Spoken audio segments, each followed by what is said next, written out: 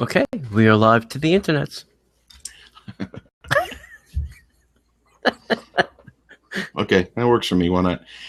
Well, hello, everybody, and welcome to the Disney Parks Podcast. My name is Park Hopper John. Joining me across the internet, the lovely and talented Mr. Tony Casanova from Disney by the Numbers. We are so glad that you are here. We have a wonderful show. As we're recording this, we're in the first holiday week. We're getting ready for Thanksgiving. And we are so glad that you guys are here. Very thankful for you guys. Without you guys, we wouldn't be here. Without you guys, we'd just be a couple knuckleheads talking about Disney. And, you know. The strange thing is, John, we'd probably still do this even if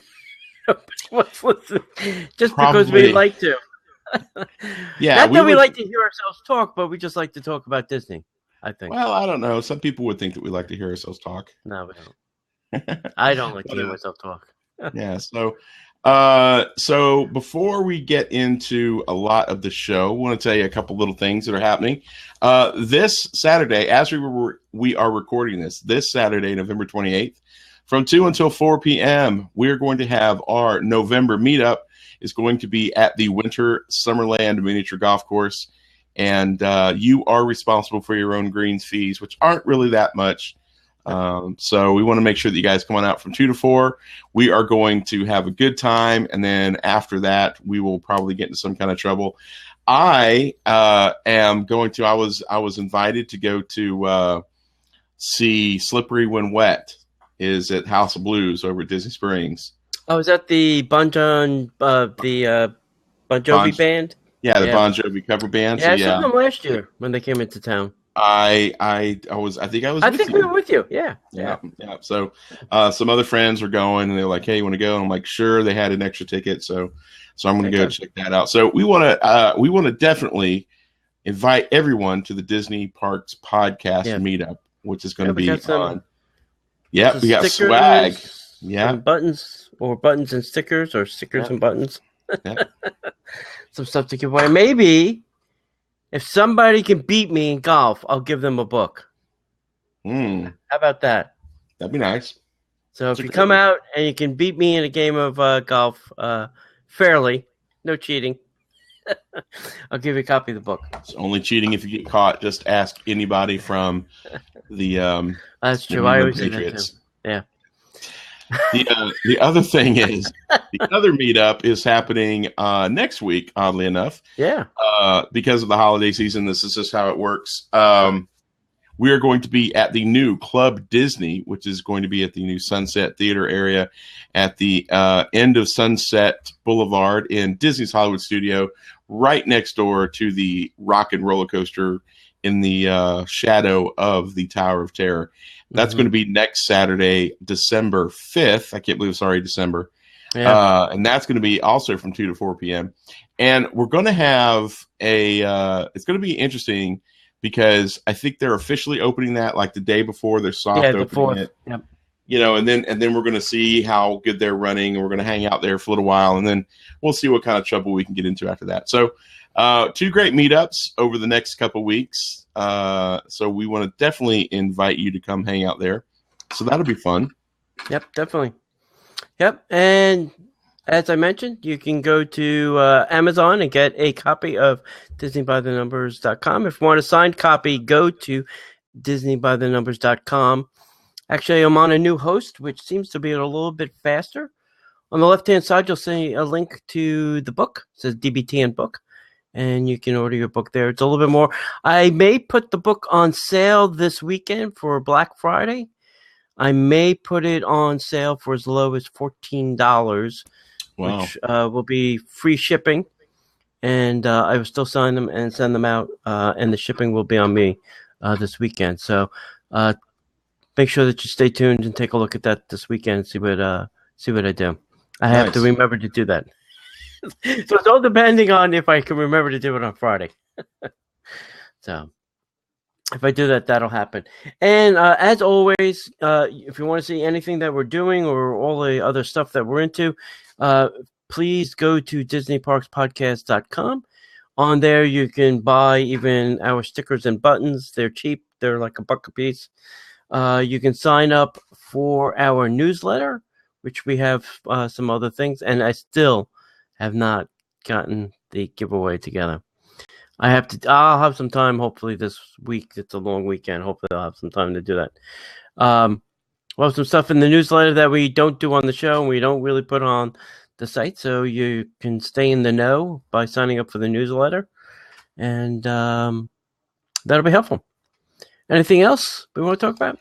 Yeah, we want to make sure that you please give us a review out on iTunes, because the more 5-star reviews we get, the more that it pushes our podcast up to the front, and we would love to be at the front page of iTunes.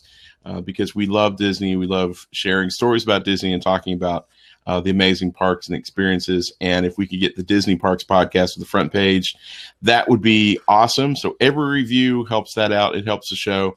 And another way that we are asking, if you wouldn't mind considering, we love you guys. We appreciate you guys so very much. And we know that a lot of you out there love the show and want to figure out ways that you can help us out. We have a brand new Patreon page, which is patreon.com/Disney Parks Podcast. You can go out there, and what that is basically is whatever dollar amount you feel like you can help support the show.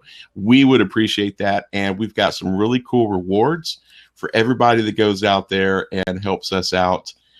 We do that for you guys. If you guys wouldn't mind helping support it, keeping the show free, coming to you, because hosting is not cheap, and it's certainly not free. And we've been doing this for a while, and every little dime that you guys can give helps us out in the long run. So thank you guys for your support, and we appreciate that. So that's all I got, T. Let's get into the show. Yo, sorry, I went with the news. The news. Gary Vaynerchuk is rolling his grave. He's not even dead yet. I would love to meet that man. Anyway, let's talk about some Disneyland news. Starting up. So, Paint the Night Parade, which I hear is spectacular. I still have not seen that. I got to get out there because I'm sure the 60th anniversary will run into the 70th anniversary by the time they're done with the celebration. You know, they're not gonna shut it down early. Nope. But they have new dining packages with reserved viewing for the new Paint the Night Parade will be available beginning January 11th. And I don't know why they're waiting till after the Christmas season. They should probably do it for the Christmas season and make a bundle. Right. They may not have the room like we have here, which is probably part of their problem. Right. At the Disneyland Park. So at the Blue Bayou restaurant, the dinner package includes a 3-course meal with viewing for the Blue Bayou restaurant. Paint the Night Parade dinner package will be located on Main Street. Probably a nice place to see it. Yep. With your choice of 3 entrees. Aladdin's Oasis dining package will give guests the option of taking their meals to go or enjoying it in the Aladdin's Oasis seating area. Parade viewing for the Aladdin's Oasis Paint the Night Parade dinner package will be located near It's a Small World. Reservations for both Paint the Night Parade dining packages will be available soon. I also just read, too, talking about Disneyland, these are 2 good deals. This is almost like the Fantasmic.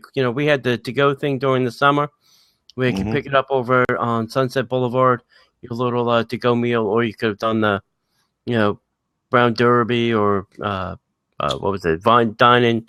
Right. Gosh, I can't even think of the name of the restaurant. Primetime Diner? No, the other one, the buffet one. Hollywood and Vine? Hollywood and Vine. Yeah, there you go. Thank you. Wow, that's rare that I'm the one that's pulling that. That's normally your role. I did that. But anyway, they have a new app out, the Disneyland people. They have, and I think the new app is just gearing them up for the inevitable. Magic Bands. So I heard the rumor that they will definitely have Magic Bands by the end of next year. It's going to start this year, and I think the app, you're now able to buy tickets and do dinner reservations, is all coming to their app. I also heard that probably sometime after next year, the cruise lines, once they start going into dry dock again, will then be fitted with Magic Bands. Wow. So well, they don't want to take them out of service just to do that, but if they go into dry dock, for any reason, they will be fitted with magic bands. Yeah, they've got the technology basically on the Magic for check-in for the kids. Pardon me. And so they're already utilizing it there, which I thought was really cool. They're not exactly magic bands. The funny thing is Disney is not really leading the charge on that technology in the cruise world, because Royal Caribbean's had that for a while. Yeah. And it's Kid Tracker. I don't know what they call it over on Royal, but they've got the same concept. Overboard. Yeah. Look out below. Overboard. Yeah. Captain, why do we see these dots in the water next to the boat? Oh, those are just some guests. Don't worry about it. Yeah, just let that go. Just ignore that. So yeah, so that's great. I think that if Disneyland can start having magic bands, that's good. They should feel our pain. Yeah. I have the app, and it's really not like our app, and I'm like, shouldn't these things be like twins? I mean, they should be like identical mirror images, except one is Disneyland and one's Disney World. Well, you would think there would be parity. It would be easy here to cut paste, but I just don't. The whole interface and everything about it, I was like, why am I seeing this ugly map? The first thing. Here, let me see if I can pull this up. This is kind of what. Here we go again with the with the globe. How do you even show something like this on video? He's got the Star Wars app. Apparently, his phone's turned into a lightsaber. Yeah. So down at the bottom, what you can't even see is like my icon. I can still use my single sign-on, my Disney sign-on, and I can link it up to tickets and things. But it's horrible. It's horrible. Right. But go check it out. It's on Google Play and iTunes and all that stuff. If you are heading to Disneyland and you're new, I would advise you to get it, because it shows you where the rides are, the restrooms, the dining, and all that. It's got the maps in it. You won't need the paper map, which I think they're going to do away with soon too. So give it a shot. Right. All right. Well, heading back over to Walt Disney World, they made this announcement a few days ago. I was shocked for this announcement. Epcot's International Flower and Garden Festival is expanding to 90 days in 2016. Celebrating its 23rd year, the Epcot International Flower and Garden Festival returns to Walt Disney World Resort starting March 2nd and running all the way through May 30th, 2016, expanding from 75 days to 90 days, from farm fresh market flavors to the festival's outdoor kitchen and new Disney character topiaries to interactive play gardens and live rock and music. This annual event will shower you with spring surprises. Donald Duck's mischievous nephews, Huey, Dewey, and Louie, will make their topiary debut with Donald and Daisy in the park's front entrance garden. Plus, in celebration of the National Park Service Centennial, Ranger Mickey Mouse in topiary form will make his first appearance as well. Savory bites and sweet treats will be abundant at the festival's outdoor kitchens, returning for a fourth year with guest favorites and new food and beverage offerings. And when you're not noshing along the World Showcase Promenade, you can dig in for a hands-on experience during Disney-led gardening seminars, or grab a seat for a pop musical performance during the Garden Rocks concert series in the outdoor American Gardens Theater. This is stunning to me, only in the sense that, so we're at 53 days for Food and Wine Festival, up from 52 days, I think, from last year. Right. Now we're at 90 days for the Flower and Garden Festival, up from 75. So this, I think, is one show director saying, hey, you got 53 days? Watch this. I bet I could do it for 90. Well, it's funny. I guess what they're going to basically do is they're going to run seasonal. So you're going to have a flower and garden season. Then you're going to have hot season, tourist season during the summer. And then you're going to have Food and Wine Festival. And then you're going to have holidays. Yeah. And that's how the seasons are going to run at Epcot. Yeah. I would almost imagine someday in the very near future that this will end. They'll leave the booths up, and then Food and Wine will start. Right. I think it'll be very close to that. It'll be to the point where they're not even going to take them off a World Showcase anymore, Right. because the time period between will be too short, and they'll just go leave them there. We'll start dressing them up for the next gig. Right. I spent a great deal of my life living in Ohio, and we have a joke in Ohio that says, Ohio really only has 2 seasons, right. Winter and 4th of July. So I think that's what's going to happen with Epcot. Yeah. It's going to have Flower and Garden Festival and then Food and Wine Festival, because apparently nobody goes to Epcot other than those 2 things anyway. I actually like it when neither of those 2 things are happening. I do as well. I like it during the holidays when there's nothing, and then I like it after the holidays, just before Flower and Garden starts. Right. It's crazy, right? Yeah. Maybe we are the crazy people. Yes, we probably are. All right, so they're finally letting a little info out on whatever version of Pandora you're thinking when I say Pandora. Yeah. We actually have 2 news stories on the Animal Kingdom and what's going on there. So this first story is with the River of Light, which I think I'm kind of excited about.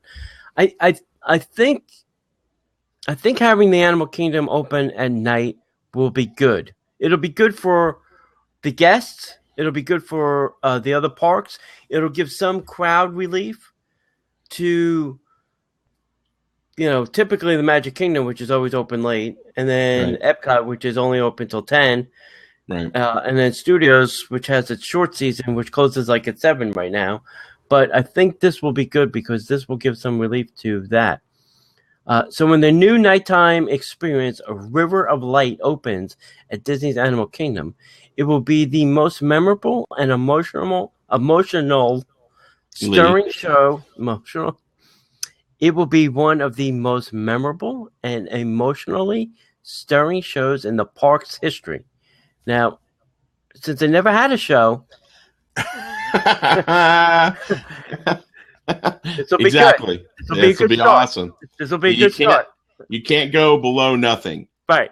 We had nothing. Now we're going to build the most memorable and emotionally stirring show.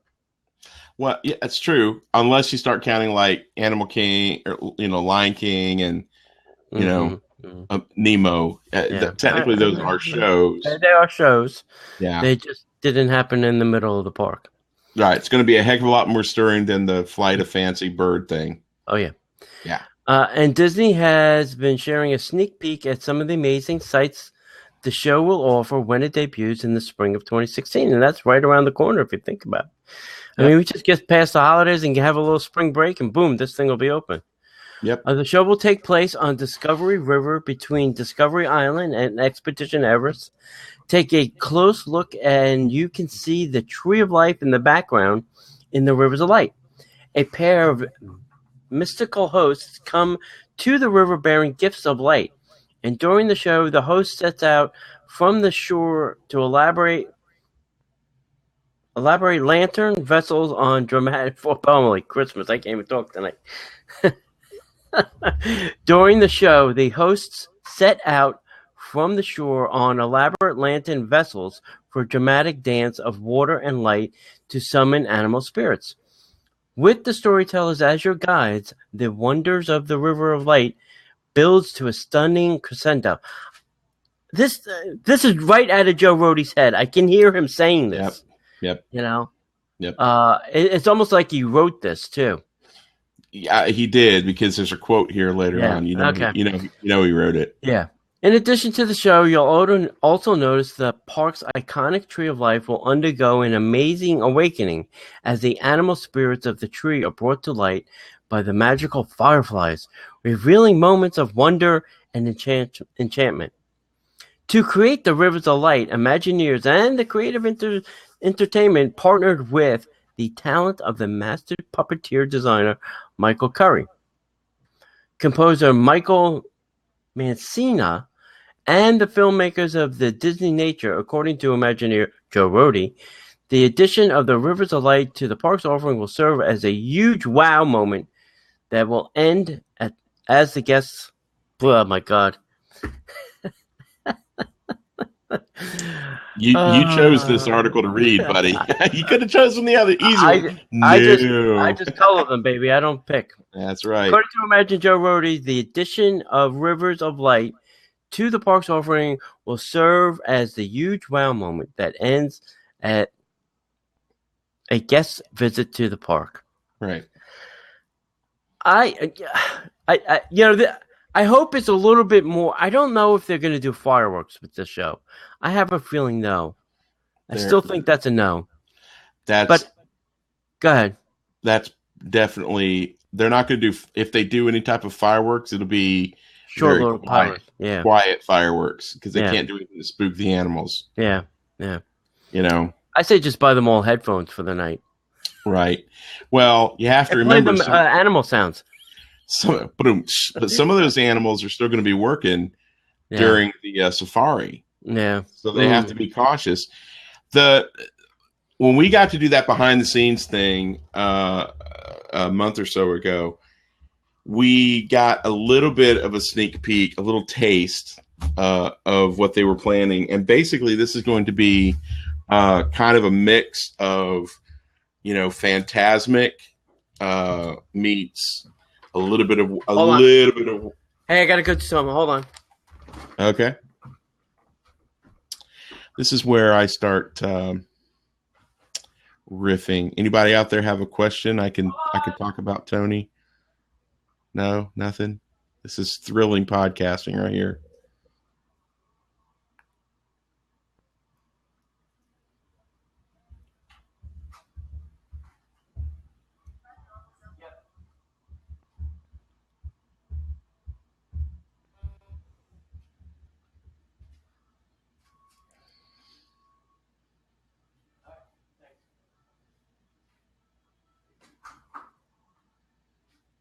Did you order a pizza?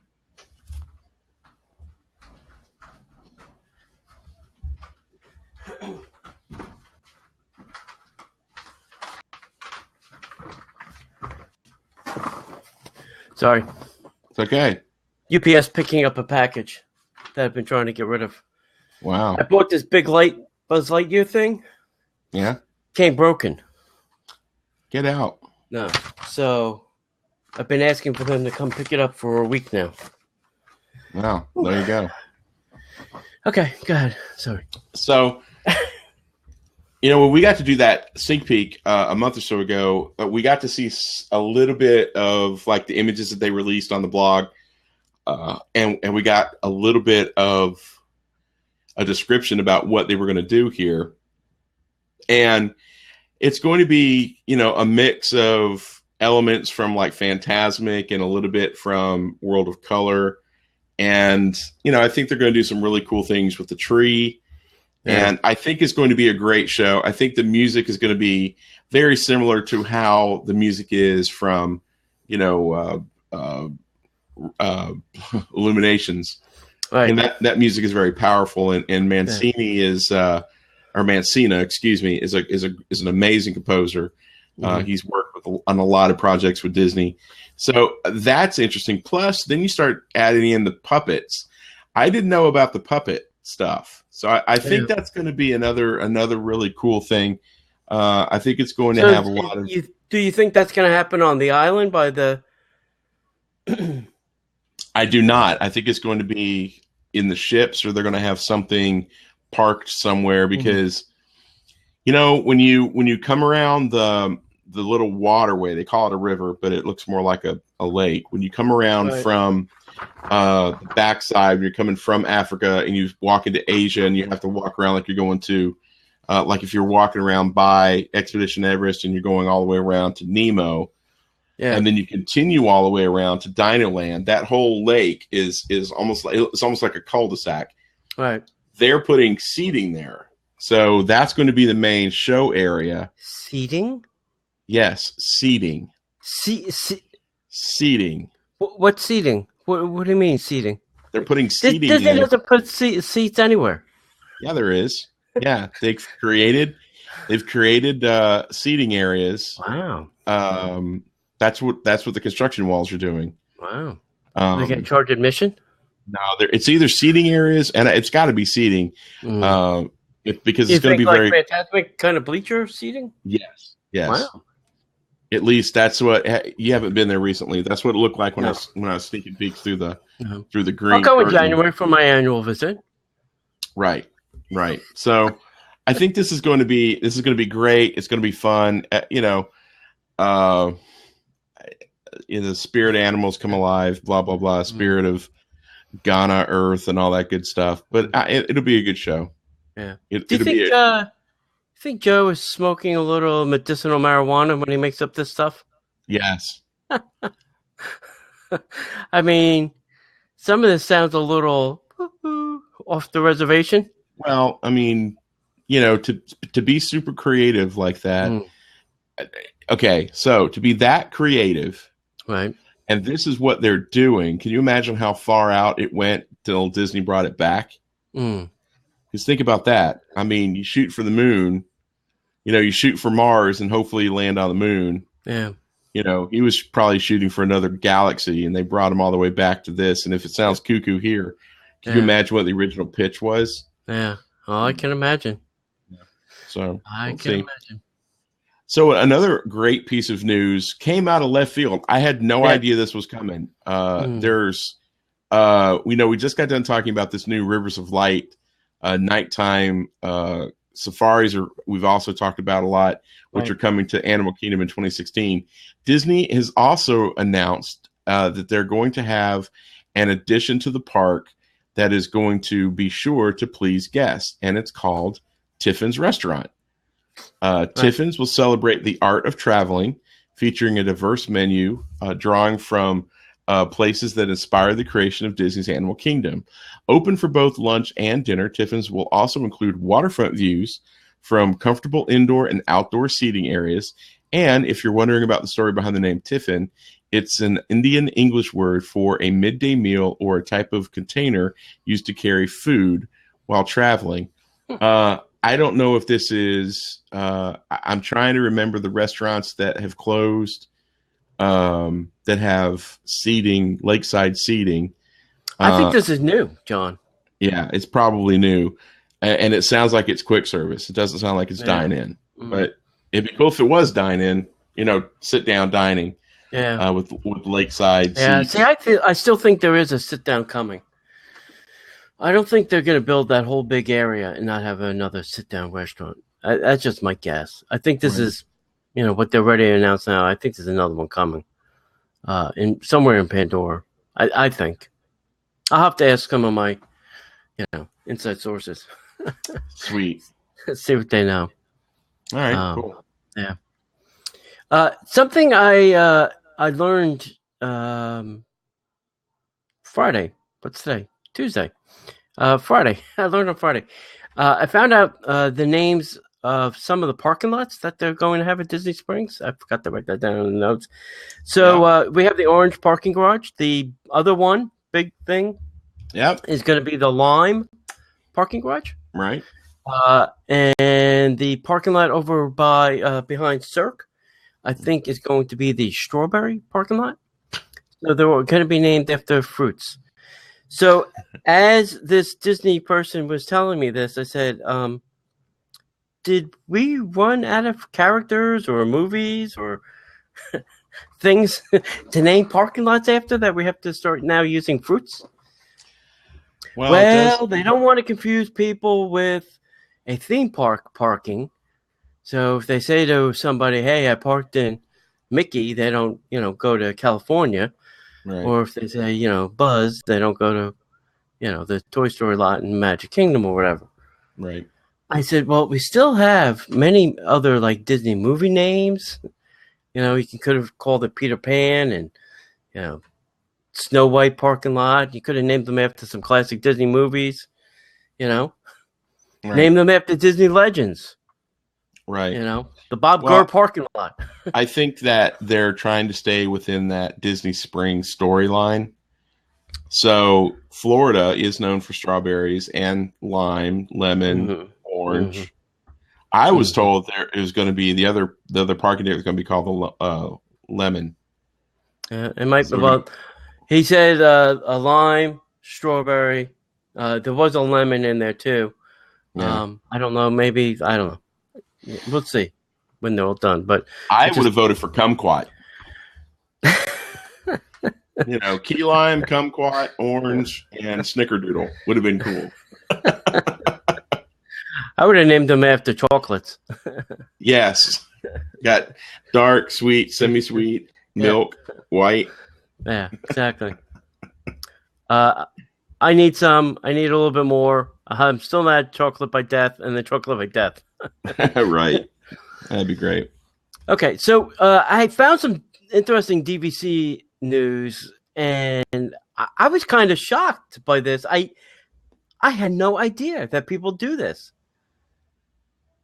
Okay. Completely blown away by this news. So, Disney Vacation Club allows owners to use Disney gift cards to pay their annual obligations, dues for their obligations for the year. Now, you have a couple choices. You can pay it all in one lump sum, you can pay it quarterly, or you can pay it monthly. I typically just pay my monthly. That's me. But you could use Disney gift cards to pay for it.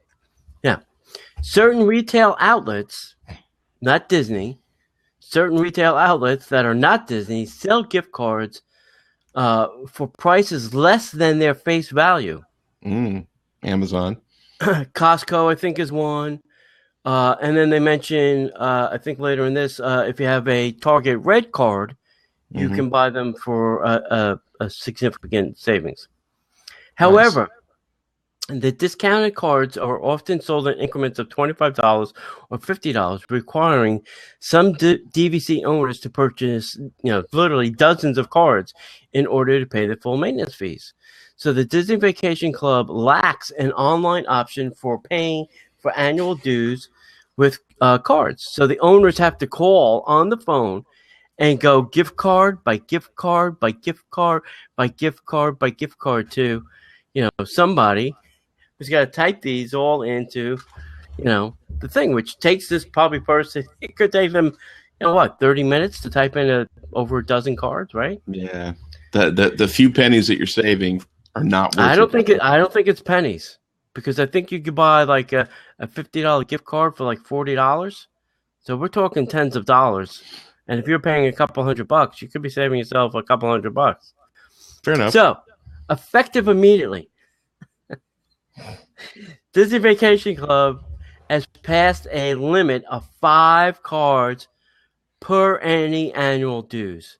Now, I guess the only saving grace is if you have multiple contracts with multiple different types of annual dues, then you may be able to get away with 5 cards per each annual due to do that. That may be possible, right? Depending on how many points you have. So fortunately, Disney has also a new option which will allow all of its guests to combine values from multiple gift cards into a single gift card. And the website is disneygiftcard.com. So if you go out and buy a dozen gift cards, you can then go to the Disney Gift.com website, I guess, punch in yourself your dozens of gift cards to get a single gift card for that total value. Right. So I guess they're really not totally discouraging it. They're just making it a little bit harder to do. Right. Yeah. What we should do is we should take this. This is great information. We should put this out on the blog. Yeah, we could do that. We should, because this does give you a step by step. Yeah. And I guess it's very similar conceptually to what Starbucks does. Right. I have my Starbucks app, and it's basically one gift card, but I take all the gift cards that I'm given throughout the year for gifts and different reasons, and I combine them onto my one account. So that sounds like this DisneyGiftCard.com. Yeah. That's what it does, which is huge. Which would be. At least Disney's not saying you cannot pay with gift cards, so that works out well. Right. They're making it a little bit difficult, but they're not going completely off the reservation and say no more gift cards. Right. So yeah, we'll post this whole story online. But I know at least 2 places, maybe more. I know Target. If you use your Target Red card to buy Disney gift cards, you get a pretty significant savings. Right. And I know Costco offers Disney gift cards. A $50 gift card is $40. So that's crazy. Right. And I think if they sell packs of like two $50 gift cards, I think the savings is even more. It's almost Wow. like buy one card, get the other one free. That's how crazy the discount is. I know our friend Diane does gift cards for like P.F. Chang and the AMC theaters, and those are really good savings at Costco too. So, Cool. but I thought this was an interesting story that I thought people might. I didn't think of it. I didn't ever thought that I could pay my dues with a Disney gift card. Right. Who thought? Well, that's right? interesting. Yeah. Who'd have thunk it? Yeah. But that's the thing. I mean, Disney sets their pricing such, and sometimes it can be a little bit daunting. Disney fans, man, they got to get their fix. They're going to figure out a way to save money. Yeah. You got to give it to the Disney fans. So good job. Good job. And it's great that Disney is at least, figuring out ways to make it work for everybody. So that's good. Yeah. At least they're not putting the total kibosh on it. Right. Which, God forbid, they'll probably do that next year just to be done with it. So staying over in Disney Springs, we talked about Disney Springs a little bit last week because of the hullabaloo raised by a certain piece of artistic Christmas treeage. But Disney Springs is celebrating its first holiday season as Disney Springs, and that area is going to receive a sprinkle of holiday magic as the shopping and entertainment location is transformed into a festival wonderland for this holiday season. With familiar favorites, new seasonal offerings, and sparkling decor reflective of the unique Disney Springs neighborhood, holidays at Disney Springs will dazzle guests as they complete their seasonal shopping and enjoy the dining and entertainment offerings available during this cheerful time of year. Now, speaking of the holiday decor, each neighborhood has been transformed into a unique holiday wonderland for the season's greetings, each reflecting the neighborhood's role in the Disney Springs waterfront town. I just keep hearing The Rock saying, "Shut up and know your role." Sorry. The marketplace decor will make guests feel right at home with wreaths and trees with a handmade touch. This colorful, authentic atmosphere is the ideal inspiration while shopping for loved ones. Now, the landing is decked out a bit more with a bit more of illustrious style with silver and gold decor amidst the glittering holiday lights with a slight modern flair. The metallic decorations fit the theme of this industrial neighborhood. Now, this is where that crazy tree is. Correct. That everybody's been losing their mind over. Correct. And we've got pictures out on Disney Parks blog. Sorry, we've got pictures out on Disney Parks podcast blog. Mm-hmm. You could see it, and it's not horrible. I'm sure that it's a little bit more stark in person, but the picture made it look pretty decent. I could see where people will be upset by it, but it's just a interpretation of a tree. We all need to just relax a little bit. Guests will then be transported to a magical winter wonderland as they visit the West Side neighborhood at Disney Springs. The vibrant blue ornaments, beautiful white holiday lights, and contemporary Christmas trees will bring holiday cheer to shoppers of all ages. And speaking of holiday entertainment, in addition to the Yuletide decor, Disney Springs will treat guests to special entertainment offerings throughout the neighborhoods. The marketplace will be filled with the sights and sounds of the season as holiday carolers perform favorite Christmas tunes from 6 to 10 p.m. each evening, starting November 13th, going all the way through December 30th. The marketplace holiday celebration continues with a special Kwanzaa musical group appearing at the Waterside Stage December 26th through the 27th. The water park view at the landing gives guests the chance to learn about and experience the story of Hanukkah through music. Showtimes are scheduled throughout the evenings of December 6th through the 13th. In addition to the jolly musical offerings, guests will be astounded by the holiday stilt walkers appearing throughout Disney Springs from 6 to 10 p.m. each evening from November 13th through the December 30th. And a full list of all the shopping and dining specials at Disney Springs. You definitely want to go over to Disney Parks Podcast and check out in the show notes, or you could go to the blog and look for the Disney Springs holiday blog post. There's a lot of stuff going on over there. Yeah, there is. Well, they're calling it, the shopping and entertainment place. I think what's the new slogan? The place to be. Yeah. So, that's what it is now. It's going to be the place to be. Yeah, and it's about great. that Christmas tree over by the landing, it feels like I need a tetanus shot every time I walk. Oh, yikes! It's just a rusted piece of metal. Anyway, one man's junk is another man's art. I feel like I should be playing a little Sanford music. What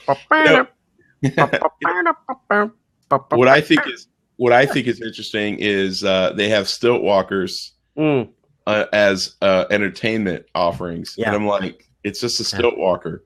Yeah, I saw two over on the west side. They were they're supposed to be like angels, and they're kind of their wings lit up. And there was a line. There was a line of people to have their picture taken with these two women on stilts with lit up wings. I was like, all right, whatever. All right, whatever you got to do, man. I thought it was funny. One of the photos that Disney put out has, I thought it was really funny, and I'm shocked that nobody has said anything about it. So apparently they have like the life-size holiday cards, the big Christmas postcards and stuff. Yeah. And they have a picture. One of them is the Three Kings, the We Three Kings. Yeah. And it looks like they're cut out from the card, and they're all holding their gift offerings up. Mm-hmm. And the way the picture was taken was, it looks like they're offering their offerings up to the World of Disney store. And I'm like, somebody is going to lose their mind because the Three Kings are offering their gifts to the Disney store and not the baby Jesus. Yeah. I'm sure somebody will say something. Mm-hmm. Speaking of the World of Disney store, I heard they're finished with the interior construction. Yes, actually, we put a blog post up today. Yeah, see that? With some photos. Yeah. So it looks amazing. I still have to make one prediction about that building, that there will be a cafe somewhere attached to it.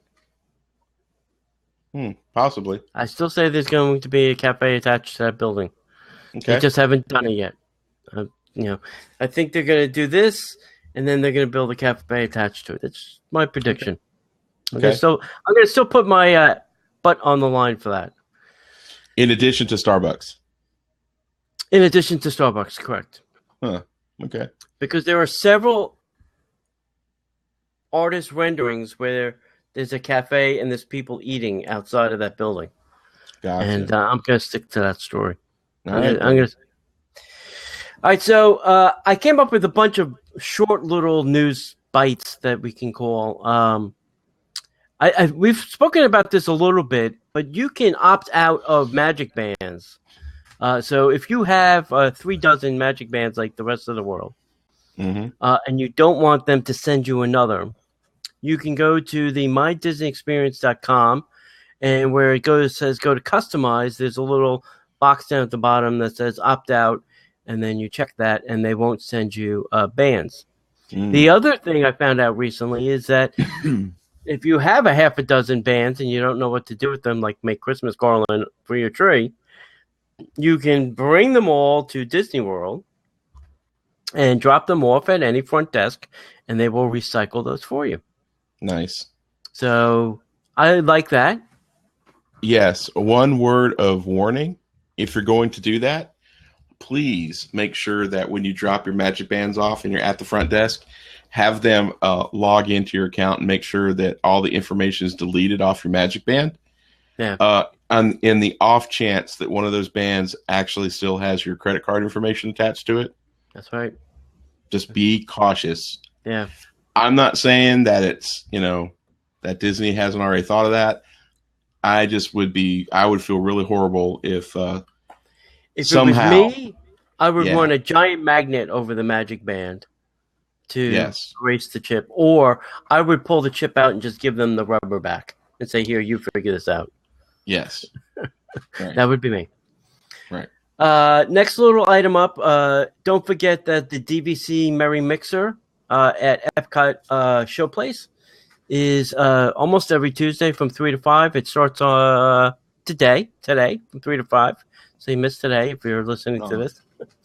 But you can go December 1st, December 8th, December 14th, or December 22nd. And they have free snacks and character meet and greets. Nice.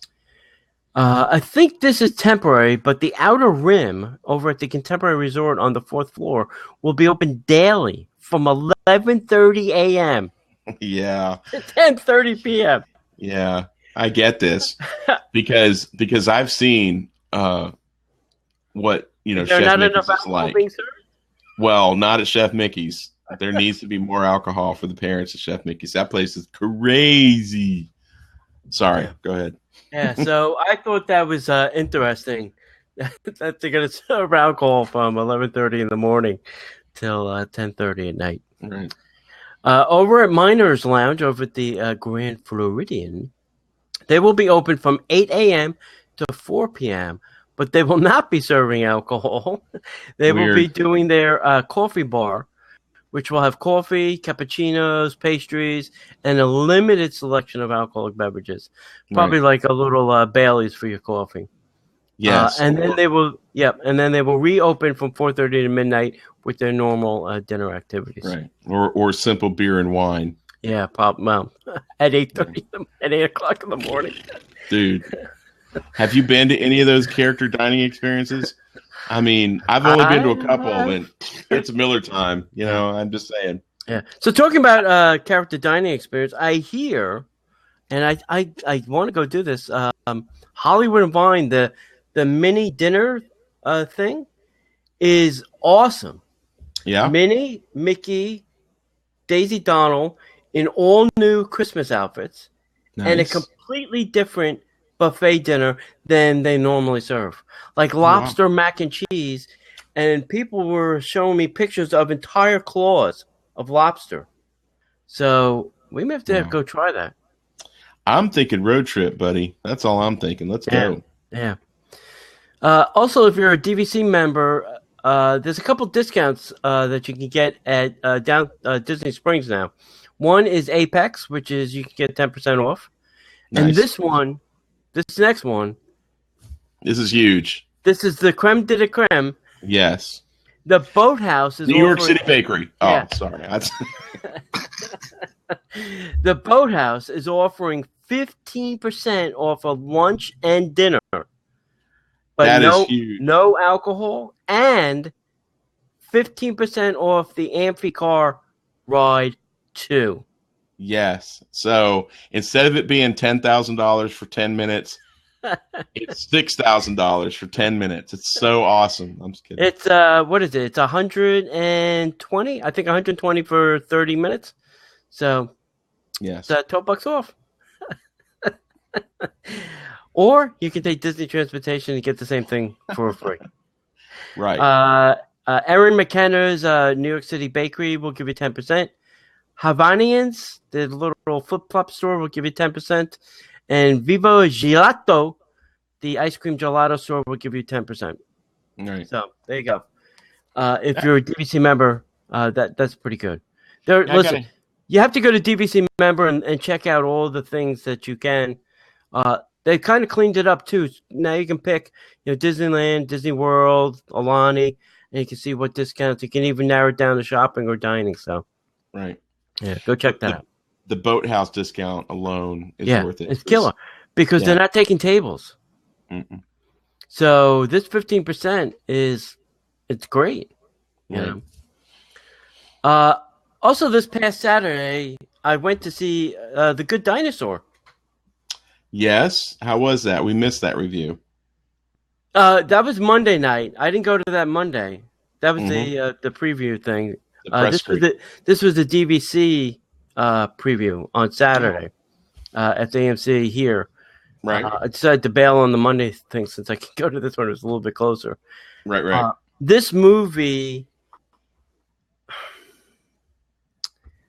I am going to say this is better than Brave cinematically. Right. They took how can I describe this? I saw this thing today on CNET.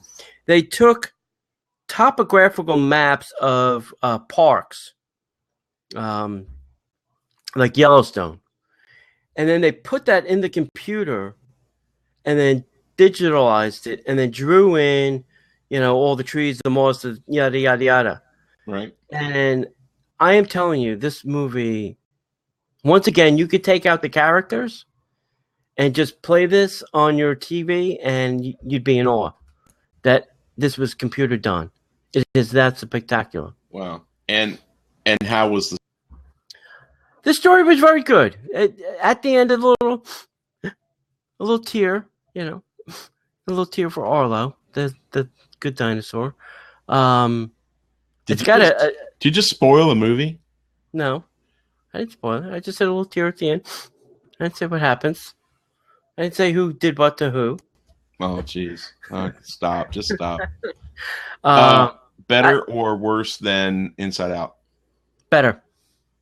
Okay, that's good. Better or worse than Cars? Better. Better or worse than Toy Story 2? No. Toy Story 3? No. Well, I won't even go Toy Story 1 because Listen. Did they have a short on the front end of it?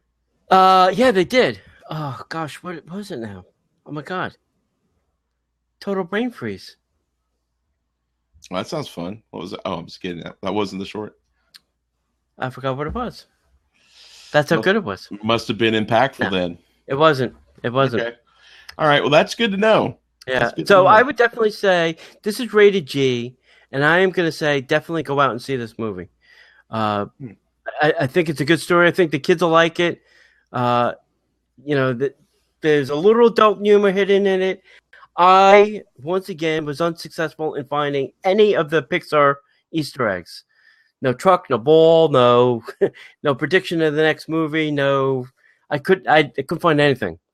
First of all, I think it's going to be difficult. But where do you put a Pizza Planet truck in the middle of the woods and hide it? Yeah, well, they have a habit of doing it. Yeah, but they did it in Brave. How are they going to put a truck in Brave? Which, by the way, side note, Once Upon a Time has been all around the land of Brave, and they actually went into the witch's house, and all my wife and I could do was just sit and try to find Sully and Mike and all the little things, and we couldn't see them. But I bet you $1 to a donut that they're there. Oh, they had to be. Yeah. They had to be. Yeah, but I'm definitely going to say go out and see it. It comes out this Friday, the Friday after Thanksgiving. Right. So if you're not shopping, or if you're out shopping and you're tired of shopping, definitely go see The Good Dinosaur because it's really good.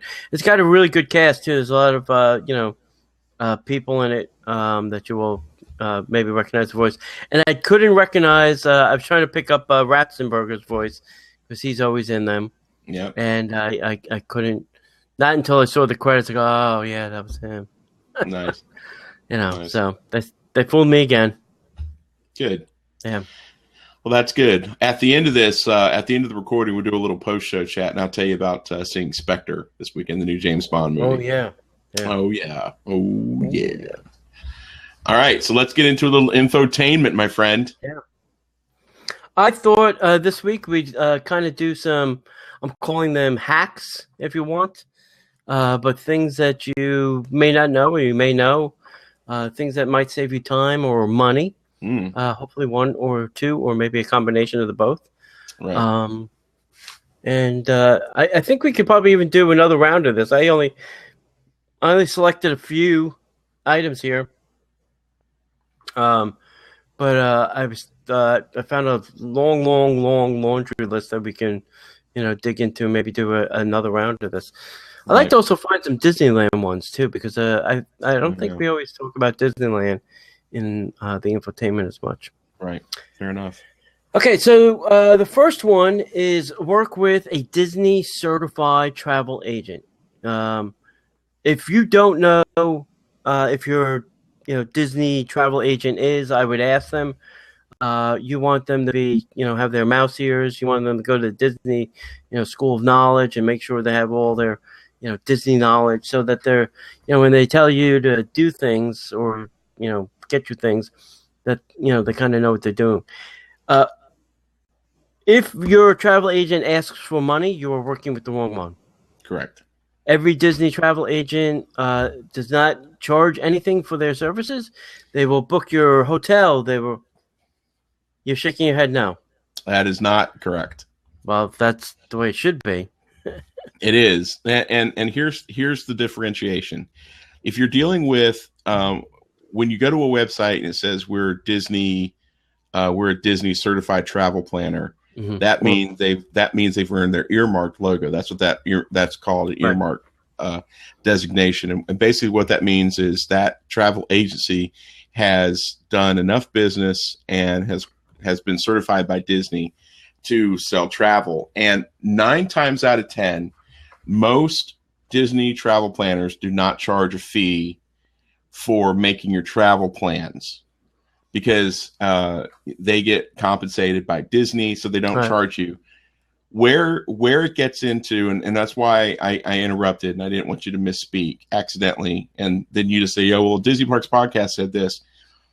If you are doing things like you're requiring your travel agent to book all your fast passes through the Magic Band, or extra, travel, outside of Magical Express, or things outside of the purview of just making travel plans and booking your vacation, some agents and some agencies do allow their agents to charge a service fee for that. But it doesn't normally cost you anything to have an earmarked travel agency book your trip. But even if you're paying X amount of dollars for someone to cover your making sure that your Magic Bands work and making sure that your reservations, you're going to save yourself so much time. And because you're working with a Disney certified travel agent, when you have a problem, if you're not working with a travel agency, you are at the whim of Disney. Yeah. If you're working with a travel agent, you don't call Disney, you call your travel agent. They take care of all of that for you. That's the difference. And so most of them don't charge a fee. Some of them do, but it really depends on what you're asking them to do. Yeah. But it's nominal. They shouldn't be charging you a fee to make fast passes, dinner reservations, and get you on Magical Express. They shouldn't be. I don't think those are Disney's rules that they should be.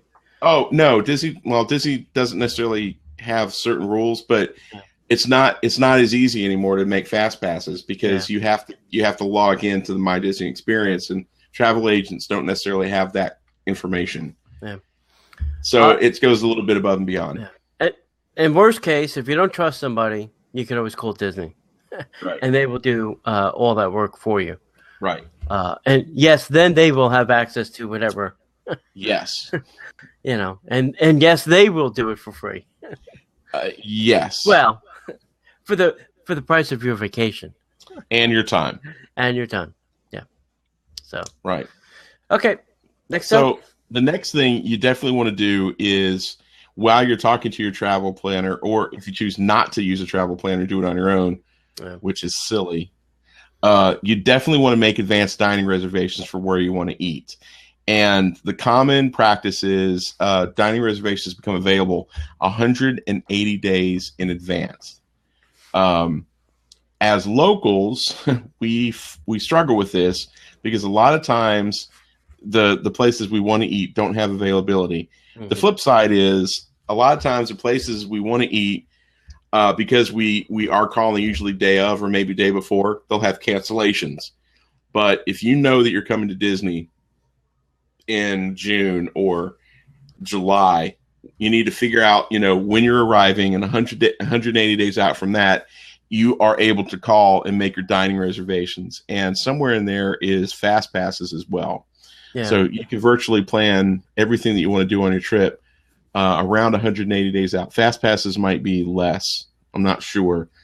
But definitely ADRs is what they're called. So if you hear someone say ADR, that means advanced dining reservation. ADR is 180 days out. That's a big deal. Get them while they're hot, kids. Yeah. And then the next thing is use a crowd calendar to find out, when the busiest times are. Christmas week, spring break, times in July and August. If you have a calendar, at least you can then try and minimize or find, a week that works with your family, your vacation time, where you can come to the park, and maybe you're not coming at the peak time, but maybe it's a little bit off from the peak time. Right. I know with kids in school that is kind of difficult. I really didn't give a crap. I usually came in January with my kids, come hell or high water. I would, call the school. I'd get all their homework, and we do, they would pile on, a week's worth of homework, but that's fine. There's plenty of time that we could do that back in the hotel room or on the plane or, whatever. So for me, I was always trying to have the best Disney experience. Yes, it's a little bit colder in January, but you know what? I could put on a jacket when it's 110 and I'm standing out there in my shorts and T-shirts. I can't take off any more clothes. So No, you cannot. No, you cannot. So I always thought I'd rather it be a little bit colder and less lines. Right. And that was always the time. I think we used to come around the second week in January, right after the New Year's week, elapsed. Right. We'd come right after that. So try and find. There's lots of places that have crowd calendars. I've used touringplans.com. Len Testa and his gang do a great job over there. Yep. They have lots of, fast pass things and crowd calendars and touring plans and, things to save you money on their website. Right. But, absolutely. Go look at the internet, go Google, crowd calendar Disney World, and you'll find a gazillion of them out there, and try and pick one that you trust, that you think might work for you and your family. Right. Absolutely. The next thing comes with a little caveat, is to use discount websites and travel companies to help you save and plan. And you can check out places like Mousesavers.com. Has tons of discounts. It's kind of like the granddaddy of newsletters, saving you money. So their site is pretty good. A lot of travel agencies, if they're companies, which, because of my history, there's a lot of people out there who go pay their fee and become travel agents that aren't necessarily associated with a company. It's really better to use a travel agency or use an agent that is representing an agency, because they have a little bit more stability. But you can also call the Walt Disney Travel Company directly for assistance with planning. And either way you go, the best thing to do is, give them your goals and give your budget parameters. This is what I want to accomplish. This is how much money I have to spend. And they will definitely work with you to help you create the best vacation possible. They can also help you work through the pros and cons of different hotels, ticket packages, various rates associated with the different times of year. They can help you plot and plan. And, I understand, like Tony said, you have to work with the school calendar, but if you're flexible with that, if you're willing to pull the kids out of school to come at the most opportune time, you can really save yourself some money. If you're a Florida resident, there's always great offers for Florida residents. Right. And, listening to podcasts like this, they give you, we give you great advice, or we try to really hard. The difference between, 5-day park hoppers for each member of your family, it's really just cheaper to buy seasonal passes, and then you can come back all year long if that's what you want to do. But here's the caveat. When you're typing into Google discount Disney tickets, that kind of thing, be very, very cautious, because there are a lot of scams out there. And it's really easy to right-click save as the Disney earmarked picture, and they could say that they're, Disney certified. Do your homework before you give anybody any money. Please, please, please, because there are scam artists out there. There are people who are advertising, we can give you discount tickets for the parks. I'll go ahead and tell you from my experience, you're not going to be able to come down here and get into the Walt Disney World, any of the parks of Walt Disney World, for less than the price they're charging for admission. There's nobody that's charging, $60 and you get in all day. That's just not going to happen. Yeah, my rule of thumb is 10%. If you see a ticket that's offering a discount more than 10%, it's a fake. Right. Because nobody out there, and that includes like AAA and all the others, offer you a discount better than 10%. Right. And so when you're coming, if you're driving down and you stop at one of those stands and hey, we've got all these tickets, somebody came to Disney and they used, 3 days of their 5-day passes and you can use the other 2 days at a discounted rate. That is a lie because they have this biometric scan. Mm-hmm. And if that's not you, if that's not your finger, you're not going to get in. So Disney's done a really good job of policing that and getting rid of a lot of that. Yeah. We spoke, a long time ago on the podcast about Disney had a savings plan. I'll have to find the link again. But you can go to their website and you can say, I want to stay for this long with this many people. And it'll kind of tell you how much you'll need. And then you can create an account. And then you could deposit money. It'll tell you need to deposit this amount of money each week. Do you want to do weekly or monthly? And if it's weekly, you say, all right, yes. And then it'll tell you, and then you can set up automatically that, it deposits that money into this account. It's a Disney account that then you use with Disney Travel to make that trip, and you've already kind of paid for it because you've been saving all this money. And you can even put in more depending on, if you want, travel money. It does collect a small amount of interest, so it's not completely, interest free. They are giving you a small interest. It's not probably, I don't think it was great. You could probably do better if you probably create your own account in your own bank and did it. But at least you know that money, and then you can use it for any Disney vacation that you want. And if you cancel at any time, you completely withdraw the money from your account. It's always your money. And it was done through, I think, Chase, the bank of choice at Walt Disney World. So look into that, too. I'll see if I can find that in the links or whatever. That's good.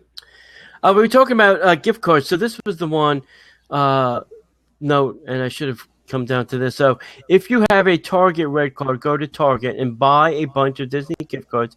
You'll get 5% off with your red card, since Target classifies these as entertainment cards and not gift cards.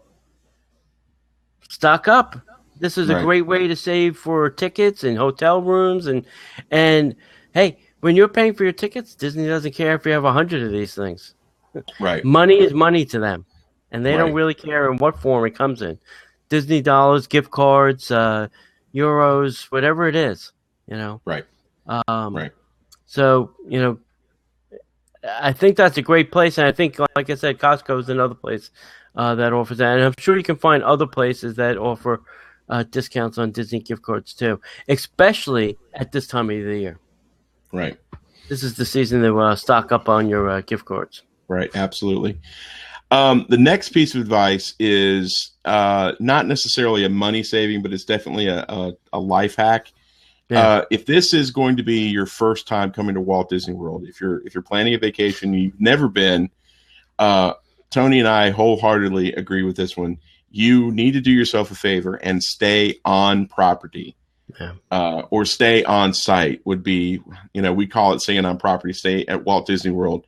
If you've never come to Disney, staying on property is the way to go for a lot of different reasons. For the more, for the logical people, Disney resorts come in several different tiers. So you can stay for a really super reasonable price, which Disney calls their value resorts, or you can stay for a great stay, but the price is a little higher.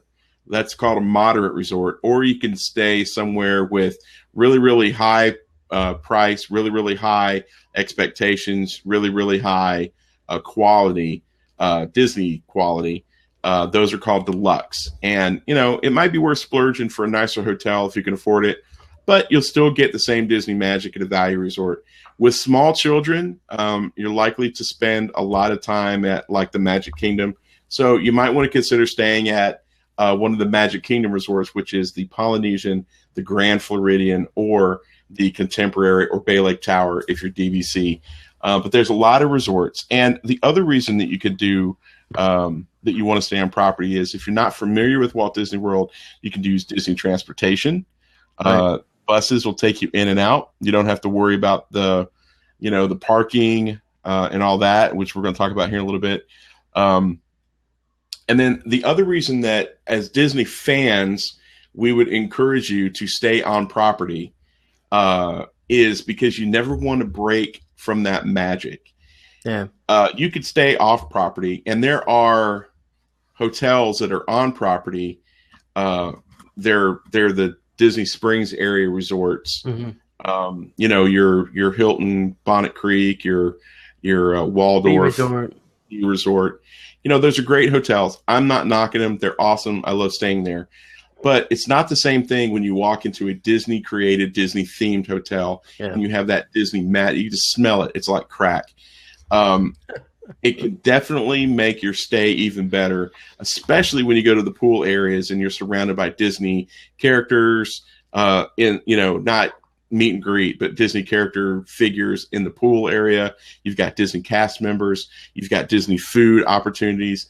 It just makes your stay that much better. So if you're coming for the first time, definitely stay on property, get the feel of the lay of the land. And then if you want to venture off property to explore and maybe stay at a later time, that's when you could branch out. But I'm telling you, once you stay on property once, you're really not going to go back. The only two things I would add to that is if you want, you can do a split stay. So maybe you want to stay a little bit moderate, a little bit, value, or even deluxe and a little bit moderate, or deluxe and value. You can do a split stay. When you do a split stay, they will actually move your luggage from hotel to hotel, so you don't have to do that yourself. And the other thing is, if you're a person that is going to go to the park from rope drop to park close, then just stay in the cheapest thing, because the only thing you're going to see is the ceiling in that hotel room. Unless you plan on doing a pool day and other things like that, there's no need to waste money on a hotel room. Just go with the cheapest thing, because you're not going to be there except for a shower and sleep, and that's it. Yep. So the next thing is kind of weird, I guess, in a sense, but I used to do this. You can save yourself some time and trouble, maybe some costs, and you can ship essentials to your hotel. Yep. You can go to WaltDisneyWorld.com. You can find any resort, and then if you click on that resort, it'll pull up a resort fact page, and on the right-hand side is the address to that resort, and you can ship from anything. I actually used to ship my clothes and not even bring a suitcase. I used to go to the UPS store, and what I'd do is pay for the return and put the return ticket in the box. And then when I was done, I would have some tape in there. I would tape it back up, put the label on, bring it to the front desk and say, put this in the UPS, in the outgoing UPS today, and ship my stuff out. Amazon will ship to resorts. So if you want to buy yourself some water and some snacks and cereals and things like that, and then just get all the perishable kind of things at the resort, do that. It's a great way to save money. If you have shampoos, and if you have certain things that you cannot live without, liquid types, things that you don't want to worry about, you can't, you're going to go for 10 days and you can only take 3 ounces. Then just, ship it all. Ship it to there, and you will save yourself the hassle and the time and the money and all that stuff. Right. So, absolutely. That's a good point. Yeah. So if you're a seasoned Walt Disney World, or any park really, if you're a seasoned Disney World traveler, the biggest thing that you want to do is probably get your hands on, either buy one or get one from a library or borrow one from a friend, a Disney World guidebook. So you can use either an unofficial guide, or you can use an official complete guide to Walt Disney World. Mainly because you want to know a little bit more information about where you're going. If you're watching us right now, Tony has the unofficial guide, right? That's the unofficial guide, right? Right, the complete Walt Disney World. Yeah, well, yeah. The official. They're all unofficial. unofficial. The officially unofficial. Because there's always things about the Disney parks that you might not know, and if you don't have somebody like me or Tony walking around with you, there's going to be, a lot of nook and cranny kind of information that you might miss. A lot of those Disney guidebooks give you pointers on how to get a little bit more out of your trip. They give you some suggestions. The funniest thing I think is I take it for granted now. I was with some friends the other day, and I was driving from a resort to the Magic Kingdom, and I was taking back roads, and they had no idea where I was taking them. And they're like, "Where are you going?" I said, "I'm going to the Magic Kingdom." It's like, "Yeah, but the highway's back that way." I'm like, "Yeah, but this will get you there in 5 minutes." And it was just funny because they were just not prepared for, there being back roads at Disney. How can you get here? And you bypass the parking thing, and I'm like, yes, I know that, but I'm a pass holder, so I don't have to pay for parking anyway. Blah blah blah. So you can learn a lot of the ins and outs. You can also learn a lot of the information, like if you buy, the walkthrough guides that other bloggers are selling. You might find out some information from there too. There's an amazing amount of fun facts that you just aren't going to learn on your first trip. The guides help, and they also help you navigate through, 4 parks, the Disney Springs area, the 2 water parks. It's a big place. It's not like going to Disneyland. Disneyland is like, boom, you're right there in the middle of it, and there's nowhere to go. Walt Disney World, you can get lost. Guidebooks are super helpful. Yeah, there's a lot of tips and tricks and things like that, money-saving things and time-saving things in the book. So, these people do a lot of research. They come and they test these things. So, don't be afraid to use them. If you're not going to get the one that I was holding up, the unofficial guide is another good one too. Another item is if you are staying at a Disney resort, take Magical Express. This will take you from the airport to your Disney resort free of charge. You can either bring your bags with you, or at your home resort, when you check your bag, you put the special tag on it, and then you don't get your bags when you get to Orlando. Disney's Magical Express will get your bag and deliver it directly to your room. So if you're trusting and you believe that somebody will do that, sometimes I get a little scared when I leave my bag for Magical Express. You also have to take into consideration that the bag may not be delivered to your room as late as 4 p.m. So make sure that anything you need for the day is on you or on your person or on a duffel bag or backpack or something, and then you can do that. You don't want to take a cab from the airport to the Walt Disney World Resort. That'll charge you like $65. I've even heard as high as people paying as high as $100 to get from the airport, which is crazy. The other trick I can tell you is take the Marriott shuttle to the Marriott Hotel, which is 1 mile off of property, and then take Uber. And it is only $25 from that Marriott to about $25. I'm going to say about $25, $30 to Disney Resort, depending on how the driver drives and which route he takes. So that's another thing. And the other thing probably to go with the Magical Express is if you're here, you're not going to have a car. Now you're kind of stuck with Disney transportation. So then Uber may become your friend if you want to go to off property for food or dining or Universal or City Walk. Now there are options if you are staying at Universal. If you're doing like 4 or 5 days at Disney, you're doing 2 or 3 days at Universal, there is a shuttle. It's an optional thing, and I don't know if there's a charge for it.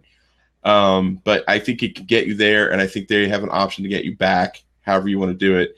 But you are not going to be able to wake up at Disney at your resort, get on a bus, and drive to Universal, spend the day at the park, and then come back to Disney. That is not happening.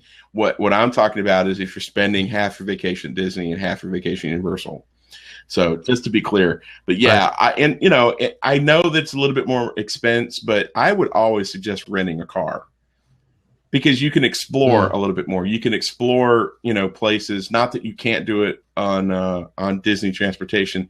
The thing about Disney transportation that drives me crazy is at the end of a long day, the worst part that I have to deal with is, if I'm at the Magic Kingdom, I have to ride the ferry or the monorail, over and I have to wait in line for the tram to take me to my car. If you're at the end of a long day, you have to ride a bus back to your resort. And here's the dirty little secret that nobody tells you. Most buses don't go to just one resort. They'll go to a couple. Right. Not at the end of the day. They'll make multiple stops. And the odds of you being the first stop is usually just, unlucky. So I would always suggest getting a car if you can figure out a way to make that happen. Plus, the cool thing is you can always go over to City Walk and try some different food. You can always go to different shows. You can go to iDrive and see all the fun things. You can ride the Eye. Yeah. So, take Magical Express if you can afford it. Get a car, Uber, all that good stuff. Right.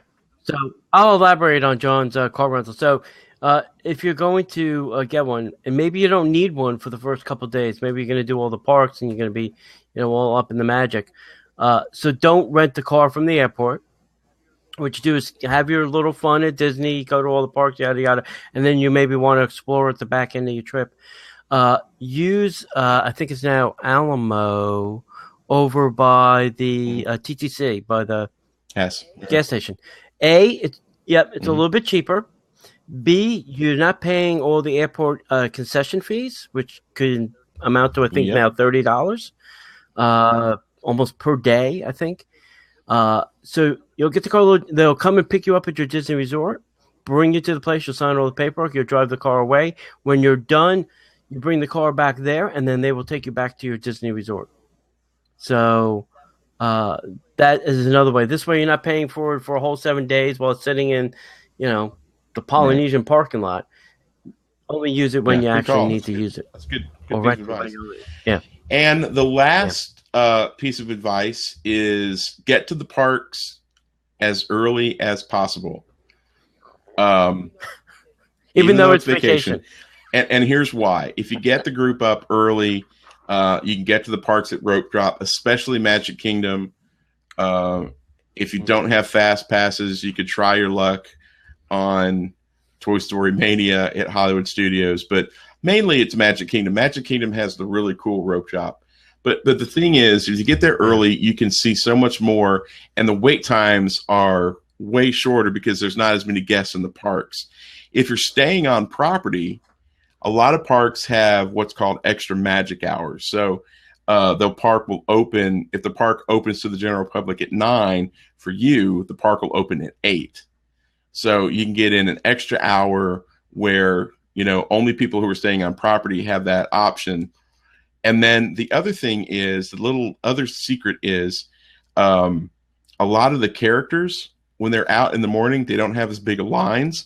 So if you get up early in the morning and you want to meet a lot of characters, that's the best time to go because there's not so many people in the park. You can meet the characters. You can get in lines. The lines aren't that long for the rides. And you power through the morning. And if you're coming during the hotter times of year, you get up early, you spend, the cooler part of the day in the morning in the parks. And then once you get to about lunchtime, 1, 2 o'clock, my advice, go back to the resort, grab a cat nap, hit the pool, chill out, and then go back in the evening because the parks are completely different at night. It's cooler. It's a little bit more fun. And that's usually the best way to enjoy your day because I've done rope drop to the end of the day, and it's long and it's hot and it's hard. It's not fun. Yeah, I've heard people being able to do the mountains in the morning, Splash, Space, and Thunder, without fast passes, just because they were there at rope drop. I mean, if you get in, you get right over Tomorrowland. You can shoot right over and do Thunder, do right over and Splash, and you're done. You've done the 3 big e-tickets of the day. Everything after that is usually, a pretty nominal line. So absolutely, good stuff. All right, so that's it for us for this week's show. We'd like to, your tips and tricks and hacks and, how you kind of do the parks and do the resorts and things like that. You can email us at DisneyParksPodcast@gmail.com. You can visit us at DisneyParksPodcast.com. We're a Disney podcaster on the Twitters, on the Twitter. So that's it. Come out and see us, and we hope to see you this weekend. And then if not this weekend, maybe the weekend after. So we'll see. All right. Thanks, everybody, and we'll see you in the parks.